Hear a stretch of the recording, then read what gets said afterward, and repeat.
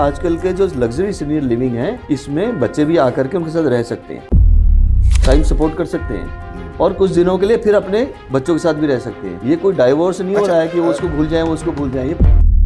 Senior living शुरू हो रही है और देश आगे बढ़ रहा है इसकी तरफ, तो आप क्या देखते हैं कि क्या हमारे परिवार के लोग, हमारे बुजुर्ग उस तरफ जाएंगे?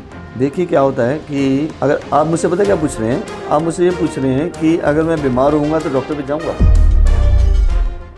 रिटायर होना क्या है? रिटायर होना ये है कि मैं अब अपने लिए सोचने लगा हूँ। आज तक मैंने परिवार के लिए सोचा, मैंने बच्चों के लिए सोचा, उनकी पढ़ाई के लिए सोचा, उनकी जॉब के लिए सोचा, सेक्रीफाइस करता रहा, सुबह 6 बजे से लेकर रात को 12 बजे तक काम करता रहा, उनके लिए करता रहा। तो वो उन्होंने उनके लिए किया। अब रिटायर होने के बाद वो कहते हैं, उनको ये सोचते हैं कि अब मेरी अपनी लाइफ है, उनको ऐसा सोचना चाहिए। एक साथ मिल करके जो लोग रह रहे हैं, एक ही छत के नीचे रह रहे हैं, एक ही घर में रह रहे हैं, वो एक परिवार है। और जो सीनियर सिटीजन्स हैं वो इस परिवार के सबसे बड़े एक ऊपर बैठे हुए वो लोग हैं जो पूरे परिवार को गाइडलाइंस दे रहे हैं और एक अच्छा कैसे उसको जीवन जीना है इसकी शिक्षा भी दे रहे हैं। नमस्कार। आज 15 मई है। आज के दिन को अंतर्राष्ट्रीय परिवार दिवस कहते हैं। इस दिन को परिवार दिवस के रूप में मनाया जाता है। परिवार जहाँ से हम आते हैं, पूरा जीवन अपने परिवार के लिए रहते हैं। परिवार एक आदमी के लिए बहुत बड़े मायने रखता है। इस कार्यक्रम के अंदर हम जो है बात करेंगे परिवार को लेके, उनकी चिंताओं को लेके, और इन सब बातों के बारे में हमारे जिज्ञासाओं को जानने के लिए हमारे साथ सुरेंद्र उत्रेजा जी मौजूद हैं। नमस्कार, राधे राधे। आप बिजनेसमैन हैं वृंदावन से और परिवार को लेके बहुत संजीदा हैं। जी। आपने बहुत काम किया है परिवारों के ऊपर वृंदावन में, शहरों के अंदर। तो मैं आपसे जानना चाहता हूँ, मेरे मन में जिज्ञासा है, आज के दौर में परिवार को आप किस दृष्टिकोण से देखते हैं? आप किस नज़रिए से देखते हैं आज की माइक्रो लिविंग को? देखिए, परिवार कहाँ से आता है? हमारे जो सीनियर्स हैं, ठीक है, उनके जो बच्चे हैं, फिर उनके बच्चे हैं, ये सब लोग एक परिवार हैं, जिसमें परिवार में कुछ लेडीज़ हैं, कुछ जेंट्स हैं, कुछ बच्चे हैं, कुछ सीनियर सिटीजन्स हैं। तो सीनियर सिटीजन्स का एक बहुत बड़ा रोल होता है परिवार के अंदर। ठीक है। सीनियर सिटीजन्स हम उनको कह सकते हैं जिनकी उम्र 60 साल से ऊपर हो गई है। ठीक है। तो वो पूरे परिवार, वो जब तक घर के अंदर हैं तो भी हम कहते हैं परिवार है। ठीक है। क्योंकि उनसे जो नेक्स्ट पीढ़ी है, उनके जो बच्चे हैं, फिर उनसे नेक्स्ट पीढ़ी, उनके बच्चे हैं, और ये सब मिलकर के एक परिवार बनता है। ठीक है। तो परिवार की परिभाषा यही है कि अगर संयुक्त एक साथ मिल करके जो लोग रह रहे हैं, एक ही छत के नीचे रह रहे हैं, एक ही घर में रह रहे हैं, वो एक परिवार है। और जो सीनियर सिटीजन्स हैं वो इस परिवार के सबसे बड़े एक ऊपर बैठे हुए वो लोग हैं जो पूरे परिवार को गाइडलाइंस दे रहे हैं और एक अच्छा कैसे उसको जीवन जीना है इसकी शिक्षा भी दे रहे हैं। पर सर, एक बात यहाँ पे ये आ रही है कि आज के दौर में जो हमारा आधुनिक दौर चल रहा है, उसके अंदर जो है घर छोटे होते जा रहे हैं। बिल्कुल ठीक। और कमाने के लिए आदमी जो है अपने बड़े घरों से, मतलब गाँव से या छोटे शहरों से बड़े शहरों की तरफ मूव किया, मतलब मेट्रो सिटीज़ की तरफ आ गया है। और वो छोटे घरों के अंदर ज़्यादा लोगों का रह पाना संभव नहीं हो पा रहा है। ये एक बड़ा प्रैक्टिकल कारण है। तो उसमें क्या होता है कि हमेशा सेक्रीफाइस बड़ा ही करता है घर का, परिवार का। तो घरों पर बड़े लोग कहते हैं अच्छा हम तो गाँव में रहेंगे, हम इधर नहीं आ रहे। तो उनको जो सुविधाएं मिलनी चाहिए अपने बच्चों से, अपने परिवार के लोगों से, एक उम्र के बाद आदमी उम्मीद करता है कि आज उसका स्वास्थ्य ठीक नहीं है या उसे कहीं आने जाने में तकलीफ़ है, तो लो बेटा हो जाएगा या बेटी के साथ जैसा भी वो मैनेज कर सकते हैं। लेकिन वो संभव नहीं हो पा रहा, जो कि बेटा तो शहर में रह रहा है और गांव में वही अकेला अपना जीवन, या छोटे शहरों में वही अपना जीवन अकेला गुजार रहे हैं। आने जाने की सुविधाएँ नहीं हैं, सेहत ठीक नहीं रहती, जो कि उम्र के साथ थोड़ी बीमारियाँ तो आ ही जाती हैं। तो उस दृष्टिकोण के अंदर हम कैसे उसको एडजस्ट कर पाएंगे? इससे क्या होता है, मतभेद बढ़ रहे हैं परिवारों के अंदर। लोग कहते हैं जी बेटा छोड़ गया, बेटे की अपनी मजबूरियाँ हैं। जी जी जी जी जी। और वो छोटे घरों में एडजस्ट होते हैं तो वो ये कहते हैं कि भैया माँ बाप जो है सपोर्ट नहीं कर रहे हैं। जी जी जी। तो इस समस्या को क्या समाधान निकालते हैं? देखिए, आप उन परिवारों की बात कर रहे हैं जो परिवार 2 टुकड़ों में रहते हैं। 2 टुकड़ों में रहते हैं। एक ऐसा जो गाँव में या अलग दूसरी जगह में रहता है, एक ऐसा अपने काम की वजह से कहीं पर भी रह रहा है, वो कहीं पे भी रह रहे हैं। तो देखो, परिवार तो परिवार ही है। ये सब अगर दूर दूर भी रह रहे हैं तो भी एक परिवार है। आपस में जुड़े हुए हैं, सुख दुख से जुड़े हुए हैं। ठीक है, दोनों की ज़रूरतें अलग अलग हो रही हैं। और जैसी नीड होती है उसी तरह से ही सारा परिवार को अपने हिसाब से एडजस्ट करना पड़ता है। इसलिए 2 टुकड़ों में रह कर हैं, लेकिन उनकी बॉन्डिंग, उनका परिवार, उनका प्यार, उनका सारी चीज़ें हैं। हाँ, इसमें ये चीज़ है कि चैलेंजेस आते हैं। चैलेंजेस आते हैं कि एक सीनियर सिटीजन्स है, उनके लिए ज़्यादा चैलेंजेस होते हैं कि बच्चे बड़े हुए, उन्होंने ये सोचा कि बच्चे बड़े होंगे, हमारी सेवा करेंगे, हमारे काम आएंगे, हमारे सुख दुख में काम आएंगे। लेकिन आज जो मॉडर्न कल्चर हो गया है, मॉडर्न कल्चर की वजह से ज़रूरतें बढ़ गई हैं। मैं इसे मॉडर्न नहीं कहूँगा, मैं ज़रूरत, मैं इसको कहूँगा मजबूरी भी। हाँ, वही जो मॉडर्न कल्चर है उससे एक मजबूरियाँ हैं कि उसको अपने जो शहर में रह रहा है उसको तरफ भी देखना है, और वो चाह रहा है कि अपने परिवार के बुज़ुर्ग माँ बाप हैं उसकी देखभाल कर सके, लेकिन वो नहीं कर पा रहा है। उसका एक ही रीज़न है कि अपने जिस परिवार के साथ वो रह रहा है, बच्चों की स्कूलिंग है, उसको वाइफ को देखना है और है, तो उसमें कहीं ना कहीं सीनियर सिटीजन जो है इग्नोर होते हैं। तो इग्नोरेंस तो कहीं ना कहीं इन सब चीज़ों की हो रही है। और देखा है तो बड़े शहरों में भी एक ही छत के नीचे भी रहते हैं, वहाँ भी इग्नोरेंस दिखाई देती है। और सीनियर सिटीजन्स की अगर मैं बात करूं तो देखिए, सबसे पहले तो यह है कि जो 60 ईयर से ऊपर के होते हैं जी, हम जैसे परिवार दिवस है उसके ऊपर बात कर रहे हैं, तो सबसे पूरे वर्ल्ड की अगर मैं बताऊं आपको, 100 में से 11 लोग ही 60 साल की उम्र पार कर पाते हैं। ठीक, मतलब 60 साल से होने से पहले ही वो नहीं रह पाते हैं। ये पूरा जो हमारा डेटा है पूरे वर्ल्ड का, उसमें बात कर रहा हूँ। अच्छा। और अगर हम 65 साल से लेकर 70 साल की उम्र की बोले तो सिर्फ 7% है। अच्छा, तो सिर्फ 7% 100 में से ऐसे लोग होते हैं जो जीवित होते हैं, जब वो 60 से लेकर 65 से लेकर 70 साल की आयु को। ये डेटा भारत का है या इंटरनेशनल? पूरे इंटरनेशनल का है। अच्छा, इंटरनेशनल। आज परिवार पूरे दिवस जो है पूरे इंटरनेशनल का है। हाँ, तो इसी में मैं अंतर्राष्ट्रीय परिवार दिवस, अंतर्राष्ट्रीय परिवार दिवस के, इसलिए पूरे वर्ल्ड की बात कर रहा हूँ मैं आपको। ठीक है। तो वो 7% लोग ही हैं जो मतलब 100 में से रह पाते हैं। अब ये 7% लोग जो हैं रह पाते हैं, ये कहीं ना कहीं इग्नोर हो रहे होते हैं। ठीक है। इनकी जो ज़रूरतें होती हैं ये अलग हो जाती हैं, उनकी ज़रूरतें अलग हो जाती हैं। वो चाहते हैं कि हम अपने पेरेंट्स को समय दें, सब चीज़ें करें, लेकिन ऐसी मॉडर्न लाइफ में, इसी भागदौड़ के अंदर इतनी लाइबिलिटीज, इतनी ज़रूरतों को पूरा करने के लिए समय नहीं मिल पाता है। तो कहीं ना कहीं पेरेंट्स इग्नोर होते हैं और उनको लगता है कि हम लोगों ने बच्चों को पाला पोसा बड़ा किया, इतना सब हुए, लेकिन आज हमें समय चाहिए, उनका समय नहीं मिल पा रहा है। और कहीं ना कहीं, और देखा जाए तो वैसे क्या है, परिवार क्या है, जो सीनियर सिटीजन्स क्या है, सीनियर सिटीजन जो है ना, एक परिवार की रूट है, जड़ है, एक तना है जिससे पूरा परिवार बंधा हुआ है, शाखाएं हैं परिवार। तो उनको बच्चों को ये समझना चाहिए कि ये हमारे हम उनकी एक शाखा हैं, ये तना है, और हम जो है जड़ें हैं इनकी, उनका पूरा सम्मान करना चाहिए, उनको पूरा समय देना चाहिए, उनके साथ बैठना चाहिए, उनकी ज़रूरतों को समझना चाहिए। और अगर ऐसा नहीं भी कर पा रहे हैं, तो उनके लिए वो व्यवस्थाएं कराएं जहाँ पर वो अपनापन फील कर सकें। ये ना सोचें मैं रिटायर हो गया। रिटायर होना नहीं होता, एक ज़िंदगी की दोबारा से शुरुआत होना। रिटायर होना क्या है? रिटायर होना ये है कि मैं अब अपने लिए सोचने लगा हूँ। आज तक मैंने परिवार के लिए सोचा, मैंने बच्चों के लिए सोचा, उनकी पढ़ाई के लिए सोचा, उनकी जॉब के लिए सोचा, सेक्रीफाइस करता रहा, सुबह 6 बजे से लेकर रात को 12 बजे तक काम करता रहा, उनके लिए करता रहा। तो वो उन्होंने उनके लिए किया। अब रिटायर होने के बाद वो कहते हैं, उनको ये सोचते हैं कि अब मेरी अपनी लाइफ है, उनको ऐसा सोचना चाहिए, और मुझे अपनी लाइफ को अपने तरीके से ही जीना है, और बची हुई लाइफ को बहुत अच्छे तरीके से पॉजिटिव वे में लेना है और पॉजिटिव तरीके से जीना है।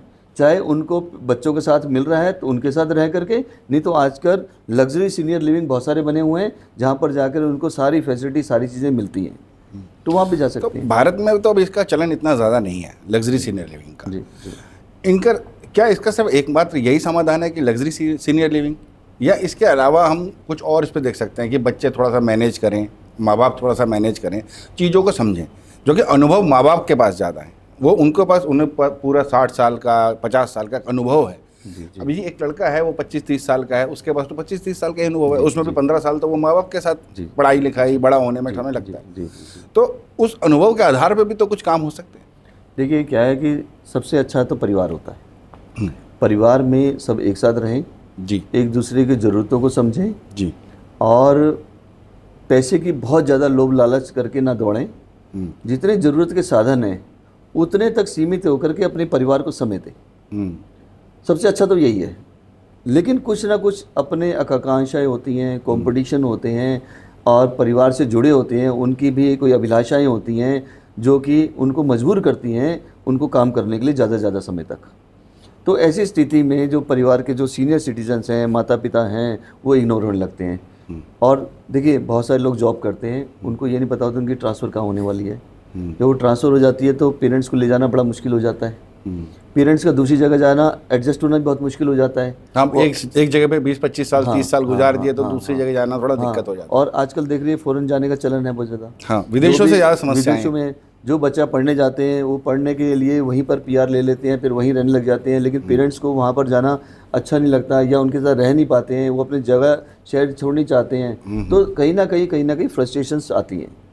तो इन फ्रस्ट्रेशन को इनको देखने के लिए इंडिया के अंदर जो है लग्जरी सीनियर लिविंग का चलन चल रहा है। हालांकि अभी साउथ में बहुत ज़्यादा है और नॉर्थ इंडिया में अभी धीरे धीरे ये बढ़ रहा है। क्या विश्व में और बहुत सारे देश हैं जहाँ ये सीनियर लिविंग चल रहा है? जी जी जी।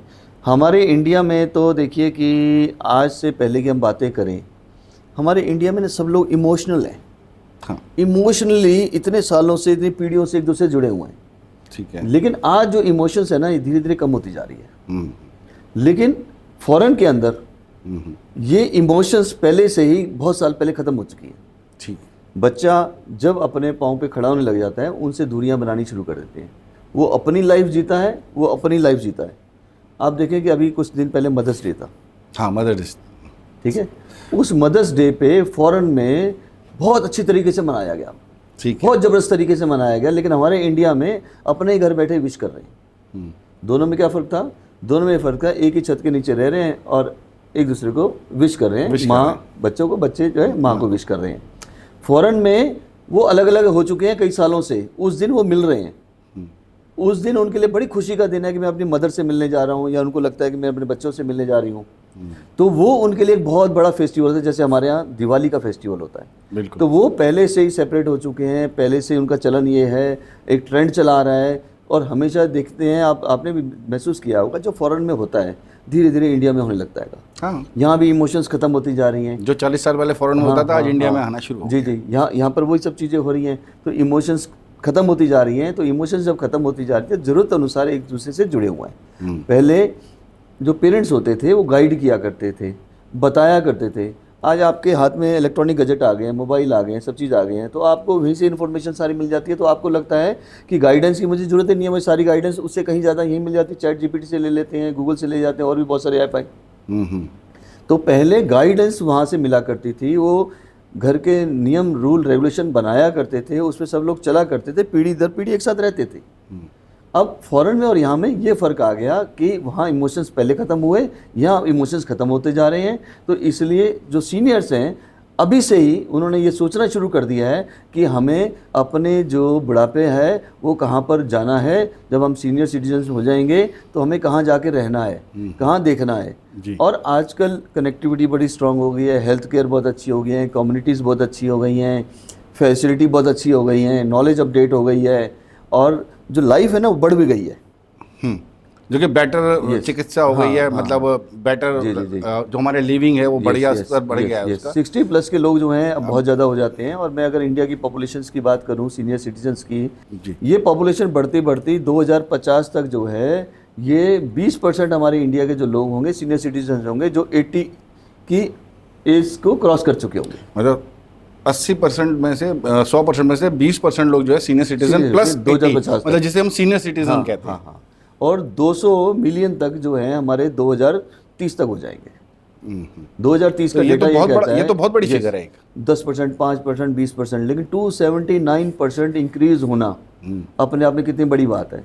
जिस चीज़ को हम लोग ऑब्जर्व नहीं कर पा रहे हैं, देख नहीं पा रहे हैं, ये डेटाज लोगों के पास अभी नहीं है या इस पर रिसर्च नहीं कर रहे हैं, तो आने वाला टाइम जो है एक लग्जरी सीनियर लिविंग का है। हर आदमी को, जो भी सीनियर्स हैं, अगर उनको लगता है कि अपनी फैमिली के साथ कंफर्ट किसी भी तरह से नहीं हो पा रहा है, तो वो अपने आज से ही सोचना शुरू कर दें कि उनको लग्जरी सीनियर लिविंग कहाँ पर हैं और क्या क्या फैसिलिटी हैं, और अपने आप को मेंटली प्रिपेयर शुरू कर दें कि मुझे वहाँ पर जाना है, अपनी जो बची हुई लाइफ है उसको बहुत बेहतर और अपने तरीके से जीना है। क्योंकि आज वो समय है कि अपनी ज़िंदगी को अपने आप जीने का, अपनी मर्जी से उठना है, मुझे अपनी मर्जी से सोना है, अपनी ज़रूरतों को अपने ही तरह के लोगों को के साथ रह करके अपनी लाइफ को बहुत अच्छी तरह एंजॉय करना है। जी। लेकिन लग्जरी सीनियर लिविंग के अंदर तो जो लोग रह रहे हैं भारत के अंदर तो अभी इसका चलन कम है, जैसे अभी आपने बताया पहले इससे तो पूर्व में कि साउथ में ज़्यादा हो गया है इसका, अभी नॉर्थ इंडिया में इसका चलन कम है, लेकिन विदेशों में तो बहुत पुराना पहले से ही चल रहा है, करीबन 30-40 साल पहले से शुरू हो गया था। तो वहाँ के बारे में कुछ आप मुझे बताइए कि वहाँ पे जो सीनियर लिविंग में लोग रहते हैं उनके एक्सपीरियंस कैसे हैं, कौन से देश में सबसे ज़्यादा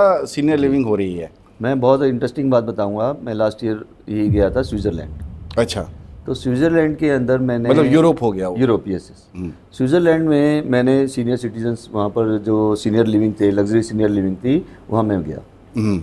तो वहाँ पर मैंने ऑब्जर्व किया कि वहाँ पर जो लोग आ रहे हैं वो 90 ईयर्स के प्लस के आ रहे हैं।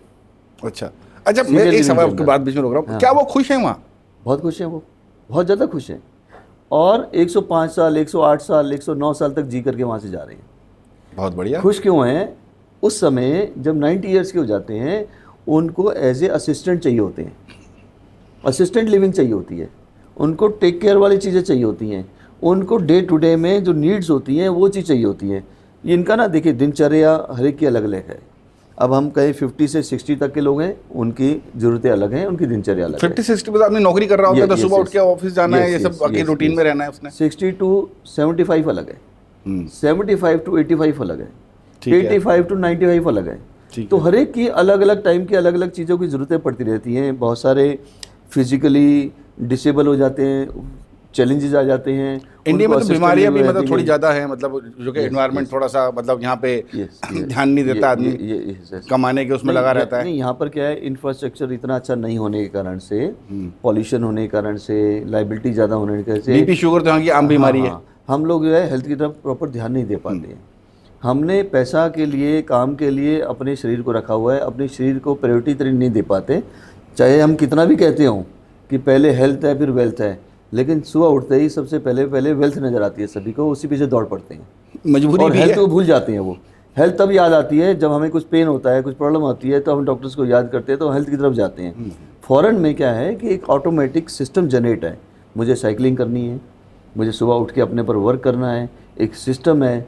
यहाँ के इंडिया के अंदर तो बॉदरेशंस इतनी है ना, और हर कानूनी प्रक्रियाएँ अलग अलग हैं, किसी चीज़ की अंडरस्टैंडिंग नहीं है, हर आदमी को एक दूसरे से कोऑपरेशन नहीं मिल पाती है। गवर्नमेंट की एक्सपेक्टेशन सीनियर मतलब जो सिटीजन्स हैं उनसे बहुत ज़्यादा है, जो यहाँ के सिटीजन्स हैं उनकी गवर्नमेंट से बहुत अपेक्षाएं हैं, लेकिन फुलफिल नहीं हो पाती हैं। वहाँ क्या है, हेल्थ केयर बहुत अच्छा है, स्ट्रॉन्ग सिस्टम है, और गवर्नमेंट भी सीनियर सिटीजन्स को बहुत अच्छी पैसा देती हैं, और वहाँ पर बहुत सारी एजेंसियाँ हैं। जो एजेंसीज़ हैं, तो आप जो गवर्नमेंट को ये बोलते हैं कि मैं इस एजेंसी से ये हेल्थ केयर लेना चाहता हूँ, तो एजेंसी को पैसा मिलता है और एजेंसी जो है उनको हेल्थ केयर देती है। यहाँ पर आप देखते हैं कि सब सीनियर सिटीजन्स को अपने जो जमा पूंजी इकट्ठी कर रखी होती है उसी से ही सर्वाइवल करना होता है, उसी से लाइफ चलानी होती है, उसी को आगे बढ़ाना पड़ता है। तो फ़ॉरेन में अलग अलग जगह पे अलग अलग सिस्टम जो है वो बहुत ही अच्छे हेल्थ केयर के हैं। उनको लगता है कि यहाँ पर हमारी जो लाइफ है और बेस्ट हो गई है। उनको वहाँ पर फिजियोथेरेपी मिलती है, उनको वहाँ पर अच्छी हाइजीनिक फूड मिलते हैं, उनको असिस्टेंट लिविंग मिलती है। और वहाँ पर एक सबसे अच्छी बात पता है क्या देखी है मैंने, वहाँ पर जो सबसे अच्छी बात है कि वो जो लग्जरी सीनियर लिविंग है, वहाँ पर जितने भी लोग काम करते हैं वो उनके साथ हर तरह से साथ रहते हैं। वहाँ नर्सिंग कोई स्पेशली इसलिए नहीं कि नर्सिंग है, वो ये नहीं कह सकते कि मैं नर्सिंग के लिए हूँ यहाँ पर, वो उनके साथ बैठ करके तंबोला खेलती हैं, फैमिली की तरह, एक फैमिली के स्टाफ की तरह जुड़े हुए हैं। वो उनके साथ बैठ करके प्लेइंग कार्ड्स खेलती हैं, वो उनके साथ डिस्कस करती हैं। और बहुत अच्छी बात बताता हूँ मैं आपको, स्विट्ज़रलैंड की आपने बात छेड़ी तो मुझे याद आ गई।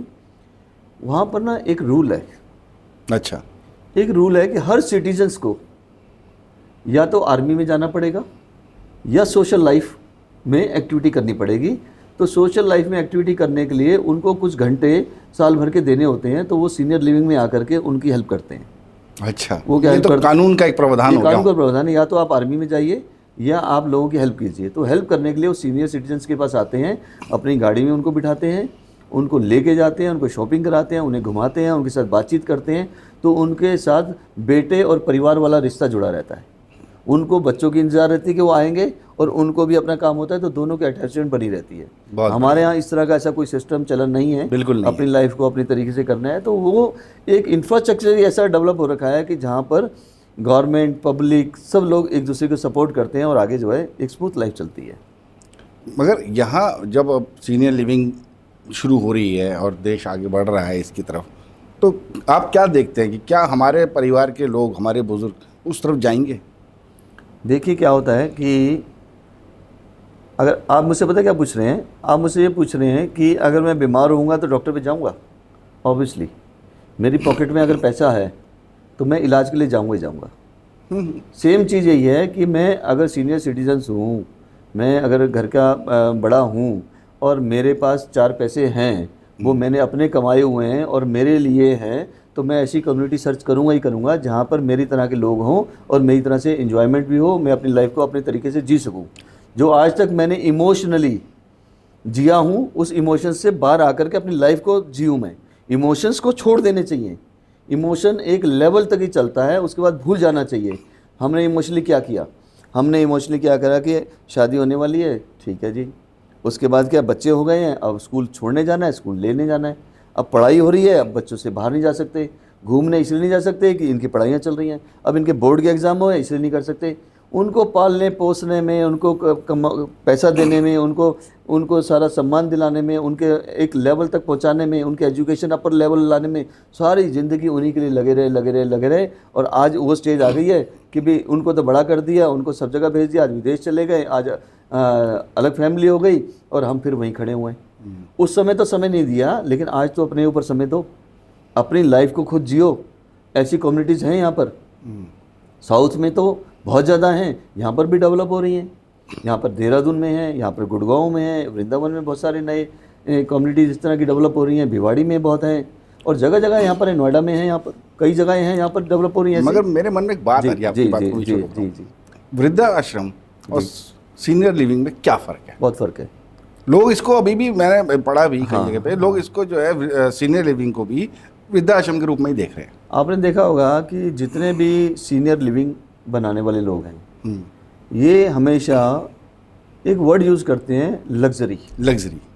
पहले लग्जरी बोलते हैं, फिर सीनियर लिविंग बोलते हैं। इसका मीनिंग बोलने का जो है वो एक ही है कि वो ये कहना चाहते हैं जी कि लग्जरी की बात कर रहे हैं, हम उनकी बात नहीं कर रहे। ठीक है।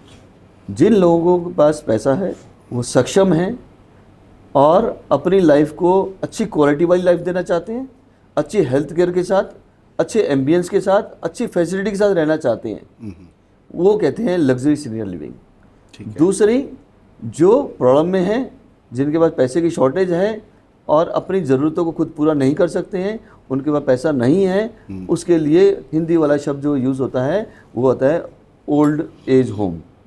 मतलब कुछ क्षमता नहीं है और जाना पड़ रहा है, उसको कहते हैं कि ओल्ड एज होम। मतलब जिसमें कि सरकार या कोई संस्थान आपको पाल रहा है। सरकार या संस्थाएं या एनजीओज, ये सब लोग उसको रन करते हैं। उन लोगों के लिए रन करते हैं जिनके पास साधन नहीं है, पैसा नहीं है और मजबूरियां हैं और घर रहने के नहीं है। ठीक है। मैं उन लग्जरी सीनियर लिविंग की बात कर रहा हूँ जो अपने घर में रह रहे हैं, सारी सुख सुविधाएं हैं, लेकिन समाज से कटे हुए हैं, अपने आप से कटे हुए हैं, अपने परिवार से कटे हुए हैं। दिनचर्या अपने परिवार के या बच्चों से अभी भी बची हुई लाइफ को उनके अनुसार चला रहे हैं।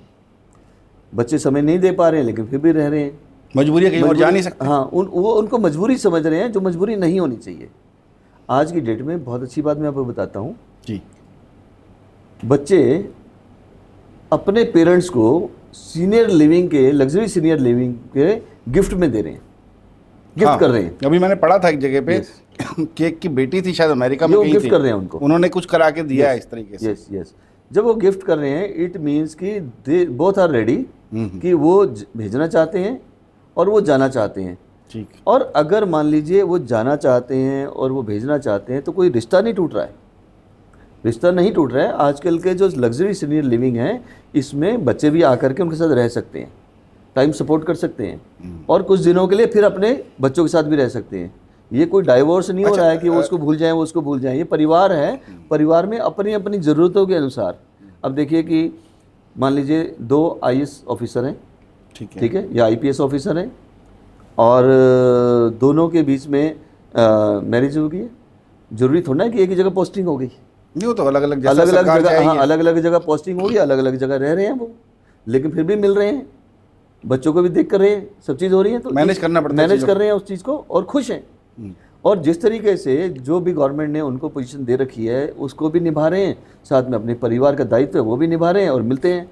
ऐसे ही ये भी 2 पार्ट में किया जा सकता है कि लग्जरी सीनियर लिविंग में पेरेंट्स चले गए और बच्चे अपने घर में रह रहे हैं, मिल भी रहे हैं और रिश्ता भी बनाया हुआ है, एक दूसरे के सुख दुख में भी जुड़े हुए हैं, और भगवान ने अगर 4 पैसे दिए हुए हैं उसका सही इस्तेमाल भी कर रहे हैं।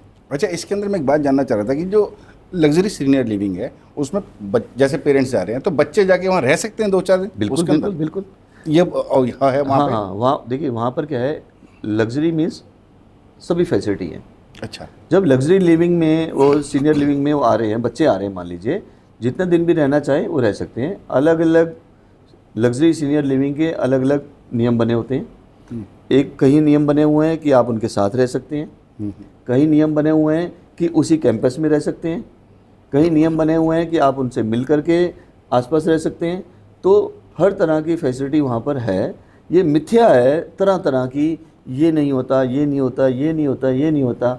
आप ये मानिए कि 5 स्टार होटल में रह रहे हैं, आप अपने परिवार में जब आप घर में रहते हैं और आप 5 स्टार होटल में रहते हैं तो आपको क्या लगता है? 5 स्टार होटल में मज़ा आता है आपको? बहुत अच्छा लगता है ना। आप कुछ दिनों बाद वापस इसलिए आते हैं कि आप उसको अफोर्ड नहीं कर सकते, दिल तो ये करता है कि अभी और रहें वहाँ पर। तो सेम परिवार के अंदर रहते रहते आप अगर लग्जरी सीनियर लिविंग में आते हो तो आपको एक 5 स्टार फैसिलिटी मिल रही है, 5 स्टार एकोमोडेशन मिल रहा है, विद हेल्थ केयर मिल रही है, और आपको साथ में जो बच्चे हैं वो आ सकते हैं, रह सकते हैं, और जो फैसिलिटी उनको मिल रही है उनको भी मिलती है, वो एंजॉय कर सकते हैं, अपना टाइम स्पेंड कर सकते हैं, 3-3 महीने उनके साथ रह सकते हैं। जैसे कि अभी एक भिवाड़ी के अंदर है वहाँ पर, तो वहाँ पर 3 महीने तक आप उनके साथ रह सकते हैं। बहुत बढ़िया, हाँ, ये बहुत बढ़िया। 10 दिन मिनिमम है, और उससे भी कम रहना चाहते हैं तो भी है। तो लग्जरी सीनियर लिविंग का मतलब ये नहीं है फाउंडेशन है। लग्जरी सीनियर लिविंग का ये है कि जितना मर्जी ज़्यादा से ज़्यादा डिलीवर कर सकें चीज़ों को। जो हाउसिंग है, हाउसिंग बनाने वाले जो लोग हैं वो ज़्यादा से ज़्यादा डिलीवर कर सकें। इसमें 2 तरह के लोग हैं देखिए जो काम करते हैं। रियल एस्टेट के लोग हैं, हॉस्पिटैलिटी के हैं, हेल्थ केयर के हैं। हाँ, तीनों की जरूरत है ना। आप यस, तीनों की ज़रूरत है। एक उम्र के बाद तो दवाइयाँ, डॉक्टर तो चाहिए चाहिए। तो तीनों की ज़रूरत है। तो यहाँ पर तीनों की रिक्वायरमेंट जो है पूरी होती है उनको। अगर हम इसकी बात करें तो यहाँ पर जो रियल एस्टेट है ना बेसिकली वो 30% है। 70% क्या है? 70% है हॉस्पिटैलिटी और हेल्थ सर्विसेज, ये हेल्थ केयर। हाँ, हेल्थ केयर। आपको डे टू डे में आपका बीपी चेक हो रहा है, आपकी शुगर चेक हो रही है, आपका डॉक्टर विजिट कर रहे हैं, आपका हेल्थ चेकअप हो रहा है, ठीक है। आपको घूमने के लिए गाड़ियाँ मिल रही हैं, आपको बातचीत करने के लिए अच्छा लोग कम्युनिटी मिल रही है, और आपको पूरा दिन ना एक्टिविटी में बिजी किया जाता है। और कोई एक अटेंडेंट भी रहता है क्या? यस, जिसको अटेंडेंट चाहिए होता है अटेंडेंट रहता है। हाउस कीपिंग के लिए आपको लोग मिल जाते हैं, आपका जो रूम वगैरह सब क्लीन करते हैं, और आपको एयरपोर्ट लाना है, ले जाना है, उसके लिए लोग मिल जाते हैं, शॉपिंग करानी है उसके लिए मिल जाते हैं। तो आप बहुत अच्छी एक लग्जरी लाइफ जीते हैं। और डे टू डे की जो दिनचर्या होती है वो आपकी इस एक्टिविटी से होती है कि आपको पूरा दिन एंगेज किया जाता है। अच्छा। जैसे आप घर में रह रहे हैं तो घर में होता है कि मैं पूरा दिन क्या करूं, बच्चों को छोड़ के आ रहा हूं, स्कूल बच्चों को लेके आ रहा हूं, सब्जी ले आए, बाजार से सामान ले आए। वो कहता है मुझे कुछ काम करने को नहीं है यार। लेकिन यहाँ पर क्या है, दिन छोटा पड़ रहा है। अच्छा। उसकी 3 तरह से उनको बिजी किया जाता है। 3 तरह की एनर्जी होती हैं। एक हाई एनर्जी एक्टिविटी जो सुबह सुबह यूज़ होती है, जहाँ उनको योगा कराया जाता है, मेडिटेशन कराई जाती है, वॉक कराई जाती है, उसके अलावा एक्सरसाइज कराई जाती है। उसके बाद हमारी होती है मीडियम एनर्जी वाली एक्टिविटीज़। तो ये तो एक सुबह वाला एक रूटीन हो गया। हाँ, अब इसके बाद दोपहर का जो रूटीन आपका होता है ये लो एनर्जी एक्टिविटी होती है। इसमें आप कैरम बोर्ड खेल रहे हैं, चेस खेल रहे हैं, आप टेबल टेनिस खेल रहे हैं, जो इसमें आपकी एनर्जी थोड़ी सी या एक्टिविटी ये कम होती है। थर्ड होती है शाम होते ही आपको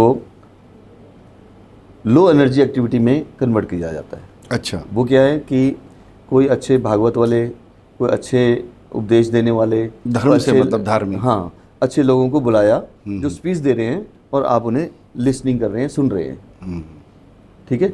या फिर आप मूवी देख रहे हैं, ठीक है, आप स्पिरिचुअल मूवीज देख रहे हैं, एंटरटेनमेंट देख रहे हैं, तो मूवीज़ देख रहे हैं, तो इसमें क्या है, आपकी बॉडी में दो ही पार्ट्स ऐसे हैं, जो आइज़ हैं वो काम कर रही हैं और जो ईयर्स हैं वो काम कर रहे हैं, तो आप बिल्कुल रिलैक्स हैं और दिन भर से लेकर के आपकी जो थकान है वो दूर हुई और आप अपने रूम्स में गए और एकदम आराम से शांति से सो गए और आपको पता ही लगा कि आपकी रात कैसे कट गई, इतना आपको अच्छा फील होता है।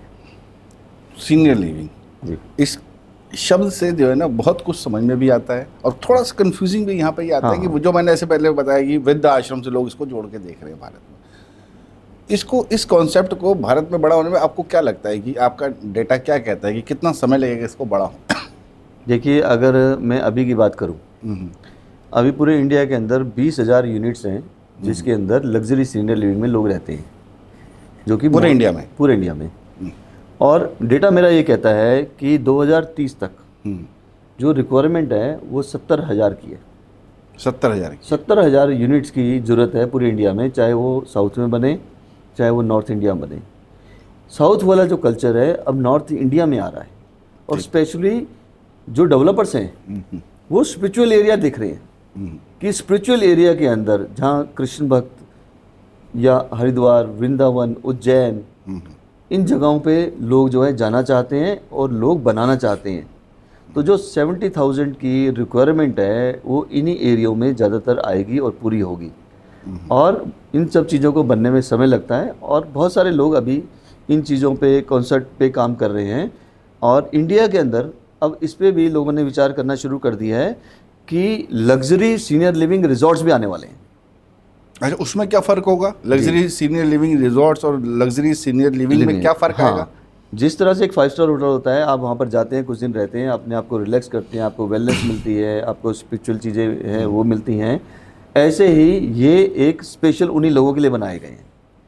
इसमें क्या होता है, इसमें एंटी स्किड टाइल्स होंगी, पैनिक अलार्म होंगे, आपके असिस्टेंट होंगे और आपको जिस एरिया में बनेगा 200 किलोमीटर तक का एरिया में आपको घरों से लेके भी आएंगे, वो पूरा शहर में घुमाएंगे, उस रिजॉर्ट में ठहराएंगे, आपको वेलनेस देंगे, आपको फिजियोथेरेपी देंगे, आपको कंसल्टेंसी देंगे, आपको नेचुरोपैथी देंगे, आपको सब तरह के जो हेल्थ केयर है और प्लस स्पिरिचुअल टूर हैं वो देंगे, आपको पूरा एंगेज करेंगे। अच्छा, जिसमें मिनिमम 10 डेज़ होगा, मैक्सिमम 3 मंथ्स का होगा और मान लीजिए आप NRIs हैं, आप बाहर से आ रहे हैं तो आप उसमें आके रहेंगे, फॉरेनर्स आके रहेंगे वहाँ पर और आपको अपने घर से आउटिंग के लिए जाना है तो वहाँ पर रहेंगे। अभी तक इंडिया के अंदर जो है रिजॉर्ट तो बहुत हैं लेकिन सीनियर लिविंग रिजॉर्ट कोई नहीं है। हाँ, ये तो पहली बार सुन ही रहा हूँ मैं आपके मुंह से, इसके पहले मैंने ना पढ़ा है ना सुना है। तो लग्जरी सीनियर लिविंग रिजॉर्ट आ रहे हैं, अच्छा, जिसके अंदर सारी तरह की फैसिलिटी होंगी, उनको असिस्टेंट मिलेगा, हेल्थ केयर मिलेगी, 24 आवर्स की एम्बुलेंस वहाँ पर होगी, रूटीन के चेकअप के लिए डॉक्टर्स होंगे।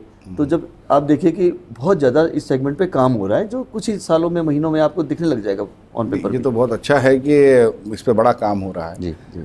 कुछ डेटा मैं जानना चाह रहा था कि जैसे अभी करंट में जो हमारे पास लोग हैं वो कैसे उसको ज्वाइन कर पाएंगे या कैसे उसको हम उसके बारे में बता पाएंगे उनको, वो कैसे पॉसिबल है कि आम एक आदमी तक जो पैसे कमा रहा है, बचा रहा है, खर्च कर रहा है परिवार पे।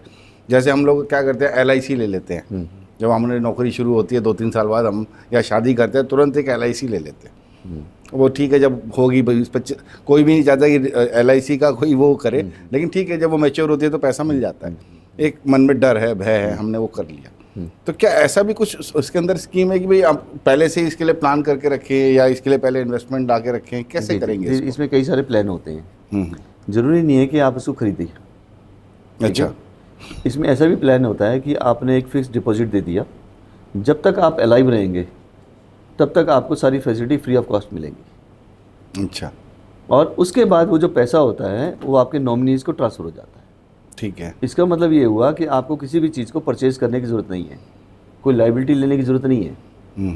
क्यों ज़रूरत नहीं है? उस लाइबिलिटी से निकल करके तो आपके पास आ रहा है वो, है ना। इस मकान के अंदर मान लो अकेला रह रहा है, ठीक है, बच्चे नहीं रह रहे, हस्बैंड वाइफ रह रहे हैं, तो क्या प्रॉब्लम आ रही है उनको प्रॉब्लम ये आ रही है, वाइट वॉश कराना है, कारपेंटर को लेके आना है, प्लम्बर को लेके आना है, जीवन की छोटी छोटी समस्याएं, आज कहीं जाना है, कहीं जाना है तो सिक्योरिटी के लिए क्या करें, सब चीज़ करें। तो उन दोनों हस्बैंड वाइफ को जो मकान है वो लॉक लगा के यहाँ पर आ जाएं, उनको रेंट पे दे के आ जाएं, उनको सेल करके आ जाएं, तो एक फिक्स डिपॉजिट उन्होंने दे दिया, जब तक वो रह रहे हैं उनको कोई पैसा नहीं देना, उस पैसे का जो इंटरेस्ट समझ लीजिए या उसका जो यूज़ कर रहे हैं उसको समझ लीजिए, उसके ऊपर उसको लाइफ में पूरी जब तक वो ज़िंदा हैं तब तक उनको हेल्थ केयर दी जाएगी। इवन कि आपको शायद पता नहीं होगा या मैं सब व्यूवर्स को भी बताना चाहूँगा कि इन केस अगर कोई एक्सीडेंटल या कोई बात होकर कि डेथ भी हो जाती है तो ये लग्जरी सीनियर लिविंग वाले क्रीमेशन तक का काम जो है वो भी इनका रहता है। अरे बहुत बढ़िया, ये तो बहुत बढ़िया बात है जी।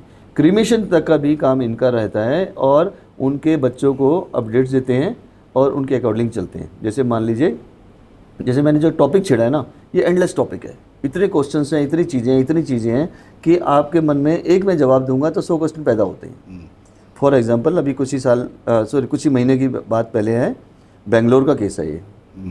तो वहाँ पर जो पेरेंट्स थे वो बीमार थे बहुत ज़्यादा, ठीक है, उनकी तबीयत बहुत ख़राब थी, फॉरेन में बच्चे रहते थे, उनको फ़ोन किया तो उन्होंने कहा कि क्या डिसीजन लिया जाए, तो डिसीजन बच्चों से पूछ के लिया जाता है, जो भी नॉमिनी है, जो नॉमिनी मान लीजिए जो बच्चे हैं, नॉमिनी तो तब होता है कंसिडर जब वो एक्सपायर हो जाते हैं तो उस पैसे को क्या करना है या उस प्रॉपर्टी का क्या करना है उसकी ज़रूरत पड़ती है। अच्छा, यहाँ मैं वो केस डिस्कस कर रहा हूँ आपसे जिस केस के अंदर वो उनके बच्चे बाहर रह रहे हैं और उन्होंने उनको फ़ोन किया कि इनके साथ जो है ये केस हो गया, इनको एकदम तबीयत ख़राब हो गई है, तो उन्होंने कहा इनको आप हॉस्पिटल ले जाइए हमारे।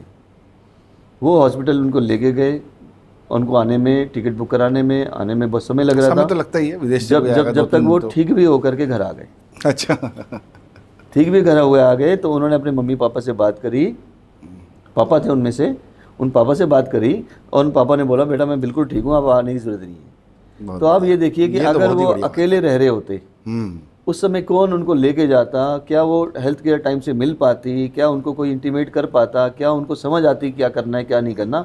यहाँ तो एक्सपर्टीज़ है इन लोगों को जहाँ पर ये जो जितने भी लग्जरी सीनियर लिविंग खोले जाते हैं या एक्सपर्टीज़ को हायर किया जाता है और एक्सपर्टीज़ है कि किस समय क्या डिसीजन लेना है और कितना तुरंत काम करना है। एम्बुलेंस वहीं है, डॉक्टर्स ऑन कॉल वहाँ पर हैं, मतलब एम्बुलेंस हमेशा रहती है, हमेशा बहुत सारी चीज़ें हमेशा होती हैं वहाँ पर। जैसे हर जगह 2 नर्सिस हमेशा होंगी, डॉक्टर ऑन कॉल होगा, ठीक है, 2 हॉस्पिटल से उनका हमेशा टाई अप रहता है, एक जो बिल्कुल नियरेस्ट है, एक जो बहुत बढ़िया हॉस्पिटल है। सबसे पहले नियरेस्ट पहुंचा जाए, उनको सबसे पहले एडवांटेज मिलती है कि उनका टाई अप होता है, आते ही पेशेंट को सबसे पहले चेक किया जाता है, अच्छा ट्रीटमेंट दिया जाता है। उसके बाद अगर उनका ट्रीटमेंट या मशीनरीज या कोई सब चीज़ें वहाँ नहीं है तो इमीडिएटली बड़ा हॉस्पिटल से जो टाई अप है उसको रेफ़र किया जाता है, इमीडिएटली उनको सबसे पहले प्रेफरेंस मिलती है, उनको ट्रीटमेंट मिलता है। तो ये पहले से ही अरेंजमेंट सारे लोग करके रखते हैं, क्योंकि देखिए जिस पर्पज़ से वो आ रहे हैं वो पर्पज़ सॉल्व होना चाहिए। सिर्फ 2 चीज़ें हैं, सिर्फ एक चीज़ है जो लग्जरी सीनियर लिविंग नहीं दे सकता, वो क्या है? सब दे सकता है। वो क्या है? वो चीज़ है, सबसे पहले अपने परिवार में, पूरे परिवार में जो रह करके उसको चीज़ें मिलती हैं ना, वो नहीं मिल सकती हैं। वो क्या चीज़ें हैं? वो है प्यार, मोहब्बत, समय, अटैचमेंट, जिसके साथ वो इतने सालों से रहा है। वो जो बॉन्डिंग है, वो बॉन्डिंग बनने में यहाँ समय लगता है, लेकिन वहाँ पर बनी बनाई है। यहाँ वो आएंगे, रहेंगे, जिस तरह से उनके साथ कई सालों में अटैचमेंट हुई है, यहाँ भी अटैचमेंट होगी, यहाँ होगी और वहाँ हो रखी है। उसमें समय लगेगा, उसमें लगता है समय बस। तो यहाँ बन रही है और वहाँ बनी बनाई है। तो जो अटैचमेंट और बॉन्डिंग और जो एक दूसरे के चीज़ें डेडिकेशन बनी हुई हैं वो है। देखिए जो बेटा अपने बाप के लिए, माँ के लिए उस समय रह करके कर सकता है, वो एक्चुअल में कोई नहीं कर सकता।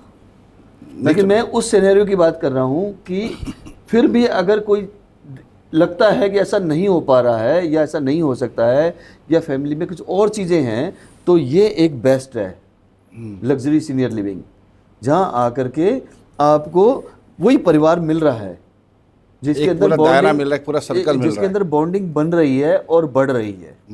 ये चीज़। सर आपका बहुत लंबा अनुभव रहा है सीनियर सिटीजन्स को लेके और इन तरह की एक्टिविटीज़, सामाजिक रूप से आप काफ़ी जुड़े रहे। मैं चाहूँगा कि कुछ हमारे युवाओं के लिए जो है आप कुछ संदेश दीजिए कि किस तरीके से हम लोगों को मतलब युवाओं को, वृद्धाओं के लिए, मतलब सीनियर सिटीजन्स के लिए, सीनियर सिटीजन्स का भी एक बहुत बड़ा रोल होता है कि वो अपने परिवार को कैसे बना के रखते हैं, उन्हें कैसे रिएक्ट करना चाहिए, इसके ऊपर कुछ बातें बताइए हमको। सीनियर सिटीजन्स को एडवाइस से ज़्यादा पेशेंस की ज़रूरत होती है। बच्चों को ना पेशेंस रखने चाहिए और उनको एडवाइस ज़्यादा नहीं करनी चाहिए। पेशेंस के साथ उनसे मिले जुलें, बात करें, समय दें, और जब भी उनसे बैठें बात करें ना, तो अपने मोबाइल को साइड में रख करके बात करें, ताकि रूबरू आंखों से आंखें मिला करके उनसे बात करने का आपको मौका मिले, उनको मौका मिले, जहाँ लगे कि आपकी जो अटेंशन है वो 100% उनके साथ है। एल्डर्स को ना कभी भी इग्नोर ना करें। आज आप एल्डर्स को इग्नोर कर रहे हो, एक दिन ना आप उनकी आवाज़ सुनने को तरस जाओगे। ऐसा दिन आएगा कि आप उनकी आवाज़ सुनने को तरस जाओगे, इसलिए कभी उनको इग्नोर मत करना। जिन बच्चों के सिर पे पेरेंट्स का हाथ होता है ना, वो कभी मात नहीं खाते, हमेशा आगे बढ़ते हैं। घर में पॉजिटिविटी रहती है, एनर्जी रहती है, हमेशा सुख शांति रहती है। तो हमेशा माँ बाप का ना साया होना बहुत बड़ी बात है। कभी ना उनको इग्नोर करें, उनके साथ समय दें। 50 साल के बाद जो लाइफ होती है वो और भी स्पिरिचुअल हो जाती है। जो इनर पीस है वो सबसे बड़ा लग्जरी है। इनर पीस होना लग्जरी की निशानी है। तो अंदर से सेटिस्फेक्शन होना बहुत ज़रूरी है। सीनियर सिटीजन्स को भी अपने आप को पॉजिटिव रखना है और पॉजिटिव सोचना है। सुबह उठ कर के ये सोचना है कि थैंक्स गॉड कि आपने मुझे एक दिन और दिया, ऐसा सोचना है। और ग्रेटिट्यूड करना है भगवान को। आज हम जो भी हैं अपनी पेरेंट्स की वजह से हैं, उनकी माँ बाप की मेहनत की वजह से हैं। वही हमारे को इस दुनिया के अंदर लेके आए और उन्होंने हमें एक रास्ता दिखाया। और आज अगर उनको हमारी ज़रूरत है तो हमें उनके लिए सबसे पहले खड़ा रहना पड़ेगा। जिस घर के अंदर माँ बाप की इज्जत नहीं होती, माँ बाप की सुनवाई नहीं होती, वो घर नहीं होता, वो परिवार नहीं होता। और जिस घर में बुज़ुर्ग रहते हैं, बड़ी से बड़ी परेशानियाँ भी आती हैं तो कैसे निकल जाती हैं पता नहीं लगता। मैं सीनियर सिटीजन्स को कहूँगा, खुश रहिए, हंसते रहिए, क्योंकि आपकी हंसी से ही बच्चों की ज़िंदगी चल रही है। आपको खुश देख कर के ही वो खुश हो रहे हैं और आपको खुशी के लिए वो कुछ भी करने के तैयार हैं। ऐसा हमेशा सोचते रहिए। ये बच्चे आपके ही बनाए हुए हैं, आपके दिए हुए हैं और आप ही के लिए हैं। और हमेशा पॉजिटिव सोचिए, ये आपका लिए अच्छा ही सोच रहे हैं हमेशा। ऐसा हमेशा अनुभव कीजिए। सर, मेरे मन में एक जिज्ञासा आ रही है। जो भारत का जो हमारा पर्यावरण है, जो हमारा कल्चर है, एक तरीके से माना जाए कि जो हमारा सामाजिक ताना बाना है, वो बहुत थोड़ा सा उलझा हुआ भी है चीज़ों को लेके। रिश्तेदारियां हैं। अगर आज की डेट में कोई निर्णय भी लेता है कि चलो मैं अपने पेरेंट्स के लिए मैं तो विदेश जा रहा हूँ या समय नहीं दे पा रहा हूँ या बड़े शहर में रह रहा हूँ, गांव मतलब छोटे शहर में पिताजी हैं, महानगर में पिताजी रहते हैं, मैं मेट्रो में रहता हूँ, या माता पिता को मैं सीनियर लिविंग में भेज देता हूँ और लग्जरी सीनियर लिविंग में भेज देता हूँ, तो बाकी रिश्तेदार उसको बड़ा तंच मारते हैं कि यार ये क्या किया इसने, तो वहाँ भेज दिया। इसको कैसे हैंडल करेंगे? सबसे पहले तो मैं एक ही एडवाइस दूंगा, आप कुछ मत सोचिए। जो लग्जरी सीनियर लिविंग है वहाँ जा कर के कुछ दिन रहिए। वहाँ आपको कुछ दिनों के लिए कॉम्प्लीमेंट्री मिलता है, बहुत सारी जगह हैं। अच्छा, कॉम्प्लीमेंट्री मिलता है कुछ दिनों अच्छा, के लिए। ये नया है। यस, तो जब आपको कोई कॉम्प्लीमेंट्री मिलता है तो आप वहाँ जाकर के अनुभव करते हैं, उन्हीं चीज़ों में रहते हैं, उनके चीज़ों को समझते हैं। और जो आप बता रहे हैं ना कि ऐसा सोचेंगे कहेंगे, अब ये सिस्टम सब खत्म हो गए। अच्छा, आप देखिए लव मैरिजेस कितनी हो रही हैं। हाँ, वो तो हुई आज नहीं। से कुछ साल पहले ऐसी तो थोड़ा मुश्किल था। ऐसे सोचते लव मैरिज कर ली, इसको बाइकआउट कर दो, इसे समाज से बाहर कर दो, इसे गांव से बाहर कर दो, इसे ये इनको इज्जत नहीं आती, इनको ये नहीं आता। अब कौन पूछता है? अब एक ही बात कहते हैं कि बच्चे चाह रहे थे हमने कर दी। यहाँ भी यही होगा कि पेरेंट्स चाह रहे थे, हम चाह रहे थे, हमने कर दी। और एक और बात है, पहले एक समय था कि बुरी बात को बोल देते थे, लगता था तो। आज कोई आदमी किसी को नहीं टोकता किसी भी चीज़ के लिए। हाँ, ये एक नया बदलाव है भारतीय समाज में। हाँ, या कोई किसी को टोकता नहीं है, जो कर रहा है करने दो, उसे कोई किसी को राय नहीं जाता। पेरेंट्स खुद बच्चों से पूछते हैं, बेटा कोई शादी की जगह देख रखी है तो बताओ मेरे को, मैं आपकी शादी का रिश्ता वहीं करूं। वो पूछ रहे हैं आपको कोई पसंद है तो बताओ। पहले दादा परदादा पसंद करते थे, पेरेंट्स हाँ करते थे, फिर बच्चों की शादी होती थी। जिसकी शादी उससे कोई पूछता ही नहीं था। हाँ, उसे पूछते नहीं थे। आज जो जिसकी शादी हो रही है उससे पूछते हैं, बेटा आप देख लो तो ज़्यादा अच्छा है, क्योंकि रहना उन्होंने लाइफ उतनी है। ये और हमारा आज culture बच्चे थोड़ा बच्चे नहीं change हुआ रहे, आजकल बच्चे नहीं रहे, तो आज पेरेंट्स भी नहीं रहे हैं। उन्होंने इतने स्ट्रगल करके बच्चों को पढ़ा लिखा के इतना बड़ा किया है, आज 4 पैसे हैं तो 4 पैसों का सही इस्तेमाल करके लग्जरी लाइफ को जीना चाहते हैं। उनको भी उनकी मदद करनी चाहिए। और वैसे भी देखिए, मैंने आपको कहा कि 70,000 यूनिट्स की रिक्वायरमेंट है, तो 70,000 की यूनिट्स की रिक्वायरमेंट कहाँ से आ रही है? जो लोग सोच रहे हैं, ढूंढ रहे हैं, उन्हीं के डेटा के ऊपर तो मैं बता रहा हूँ आपको। कुछ दिनों की बात है, ये सब चलन दूर हो जाएगा। लोग क्या कहते हैं आजकल, ये कोई नहीं सोचता मुझे क्या चाहिए, मैं ये सोचता हूँ मैं अपनी फैमिली को अपने तरीके से चला सकता हूँ। मेरे परिवार को कोई पालने नहीं आ रहा, मेरे को कोई हेल्प नहीं करने आ रहा, मेरे को कोई नहीं समझने आ रहा। मैं सुख में हूँ तो सारे मेरे साथ हैं, मैं दुख में हूँ तो कोई मेरे साथ नहीं है। ये सबको सब समझ आ गया। एक परिवार ही है जो एक दूसरे के लिए खड़ा है, और परिवार की ज़रूरत है तो ज़रूरत के अनुसार उसका डिसीजन लिया जा रहा है, तो इसमें कोई बुराई नहीं है। सर, मेरे मन में एक जिज्ञासा आ रही है, जो लग्जरी सीनियर लिविंग है, सपोज एक मियाँ बीवी वहाँ पे जाके रहना शुरू करते हैं, तो करीबन कितना पैसा चाहिए होगा उनको इस तरह की एक जीवन जीने के लिए? महीने का या एक मुश्त, मतलब जैसे एक बार वन टाइम पे कर दिया, या रिकरिंग कितना चाहिए, वन टाइम इतना जाएगा, इसके बारे में कुछ बताइए। देखिए, आपका जो क्वेश्चन है बिल्कुल इसके कई सारे आंसर हैं वैसे तो। अच्छा। ऑल डिपेंड्स कि आप एक्टिव लिविंग जी रहे हैं या असिस्टेंट लिविंग है। अच्छा। एक्टिव लिविंग का खर्चा बहुत कम होता है। अच्छा।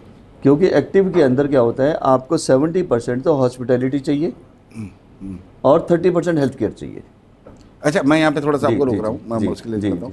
पहले तो मुझे मतलब ये बताइए, एक्टिव लिविंग क्या होती है और non assistant activity assistant living जो आप बता रहे थे, वो क्या होती है? इनमें क्या फ़र्क है? जी, पहले जी, तो जी। इसको थोड़ा सा मुझे मैं समझाइए। अपने काम को खुद कर पाता हूँ।